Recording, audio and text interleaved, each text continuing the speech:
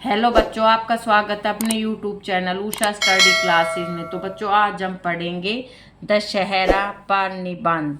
दशहरा, जिसे विजयादशमी के नाम से भी जाना जाता है, भारत के सबसे महत्वपूर्ण और हर्षोल्लासपूर्ण त्योहारों में से एक है।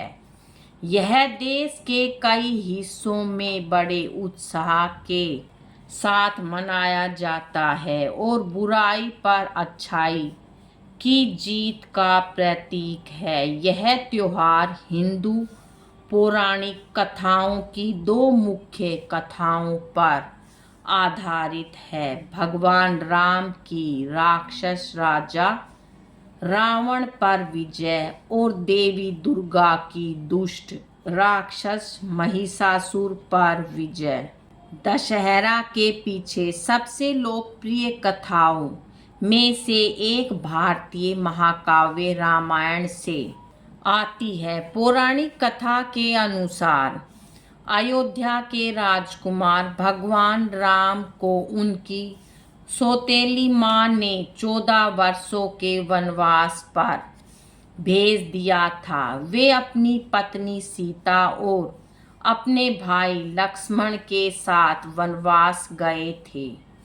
वनवास के दौरान सीता का अपहरण लंका के शक्तिशाली राजा रावण ने कर लिया था, जिसके 10 सिर थे और जो अपनी दुष्टता के लिए जाना जाता था। राम ने हनुमान और वानरों की सेना की मदद से सीता को छुड़ाने के लिए भीषण युद्ध लड़ा। कई दिनों के युद्ध के बाद राम ने अंततः रावण को पराजित किया, जो बुराई पर अच्छाई की जीत का प्रतीक था। दशहरा इसी जीत का जश्न मनाता है और भारत के कई हिस्सों में दुष्ट शक्तियों के अंत के प्रतीक के रूप में रावण, उसके भाइयों मेघनाद और कुंभकर्ण के विशाल पुतले जलाए जाते हैं। दशहरे के पीछे एक और महत्वपूर्ण कथा देवी दुर्गा से जुड़ी है। भैंसे के रूप वाला एक राक्षस महिषासुर पृथ्वी पर विनाश मचा रहा था और देवताओं को धमका रहा था। वर्षों के आतंक के बाद देवताओं ने देवी दुर्गा की रचना की, जो महिषासुर को पराजित करने के लिए पर्याप्त शक्तिशाली थी। दुर्गा ने 9 दिनों तक उससे युद्ध किया और 10वें दिन उन्होंने अंततः उसे पराजित कर दिया। इस विजय को भारत के कई हिस्सों में, खासकर पश्चिम बंगाल जैसे राज्यों में दशहरा के रूप में भी मनाया जाता है। दशहरा पूरे भारत में कई अलग अलग तरीकों से मनाया जाता है। उत्तर भारत में खासकर उत्तर प्रदेश, दिल्ली और पंजाब जैसे राज्यों में रामलीला नामक बड़े नाटक खेले जाते हैं। ये भगवान राम के जीवन पर आधारित नाट्य प्रस्तुतियां हैं, जिनमें रामायण के दृश्य दिखाए जाते हैं। इस त्योहार का मुख्य आकर्षण रावण और उसके भाइयों के विशाल पुतलों का दहन है।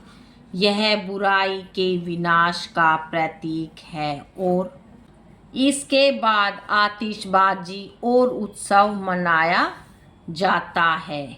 दक्षिण भारत में खासकर कर्नाटक और तमिलनाडु जैसे स्थानों पर लोग दशहरा का त्योहार खूबसूरत जुलूसों और सांस्कृतिक कार्यक्रमों के साथ मनाते हैं। कर्नाटक के मैसूर में प्रसिद्ध मैसूर पैलेस को हजारों रोशनियों से सजाया जाता है और हाथियों व संगीत के साथ भव्य जुलूस निकाले जाते हैं। लोग दुर्गा के एक अन्य रूप देवी चामुंडेश्वरी की पूजा करते हैं और राक्षस महिषासुर पर उनकी विजय का जश्न मनाते हैं। पश्चिमी बंगाल में दशहरा दुर्गा पूजा के अंतिम दिन के रूप में मनाया जाता है, जो एक ऐसा त्योहार है जिसमें लोग 9 दिनों तक देवी दुर्गा की पूजा करते हैं। 10वें दिन यानी दशहरे के दिन देवी की मूर्तियों को जुलूसों में ले जाया जाता है और विसर्जन नामक एक भव्य समारोह में नदियों या समुद्रों में विसर्जित किया जाता है। यह एक रंगीन और भावनात्मक उत्सव होता है क्योंकि लोग देवी को अगले वर्ष तक के लिए विदाई देते हैं। दशहरा हमें एक महत्वपूर्ण सबक सिखाता है कि अच्छाई की हमेशा बुराई पर जीत होती है। यह हमें याद दिलाता है कि हमें भगवान राम की तरह हमेशा सत्य और धर्म के मार्ग पर चलना चाहिए। रावण के पुतले का दहन क्रोध, लोभ और ईर्ष्या जैसे अपने दुर्गुणों से मुक्ति पाकर उनकी जगह दया, ईमानदारी और विनम्रता को स्थापित करने का प्रतीक है। यह हमें देवी दुर्गा की तरह साहसी बनना भी सिखाता है, जिन्होंने साहस और दृढ़ संकल्प के साथ बुराई का मुकाबला किया। दशहरा केवल एक पौराणिक कथा का जश्न मनाने के बारे में नहीं है, बल्कि अपने जीवन पर चिंतन करने और बेहतर इंसान बनने का प्रयास करने के बारे में भी है। बच्चों, आज की वीडियो में इतना ही। मिलेंगे नेक्स्ट वीडियो में एक नए टॉपिक के साथ। बच्चों, वीडियो अगर अच्छी लगे तो वीडियो को लाइक करें, शेयर करें और चैनल पे नहीं है तो चैनल को सब्सक्राइब करें। Thank you.